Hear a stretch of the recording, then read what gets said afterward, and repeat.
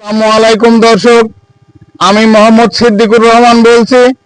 আমি একসময় easy bike চালাতাম। তা আমার ইজি বাইক পুলিশ একদিন জোরপূর্বক ভাবে ধরে আমার কাছ থেকে কিছু টাকা নেয়। আর এই টাকা নেওয়ার পরে আমি ইজি বাইক চালানো বাদ দিই। এখন আমার মনের ভিতরে প্রতিশোধের আগুন জ্বলছে। তা আমি আবার আল্লাহর রহমত করলে আগামী মাসে ইজি বাইক কিনবো।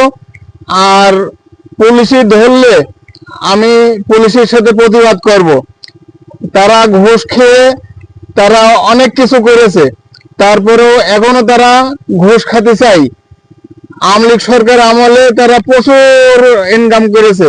তা আমরা তাদের আর ওইভাবে ঘুষ খাওয়ার সুযোগ দেব না।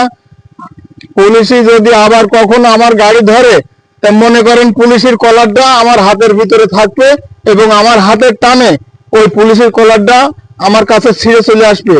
আমি এমন সাহস নিয়েছি।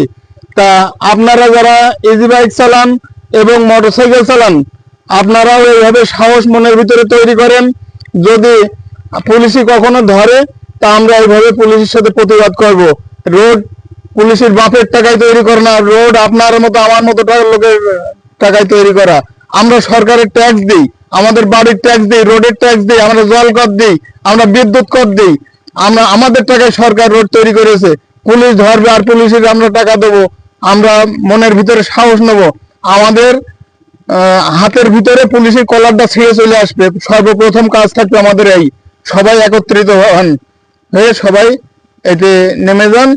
আর আমার ভিডিওটি আপনারা লাইক, কমেন্ট ও শেয়ার করবেন যাতে সবার কাছে পৌঁছায় যায়। আসসালামু আলাইকুম।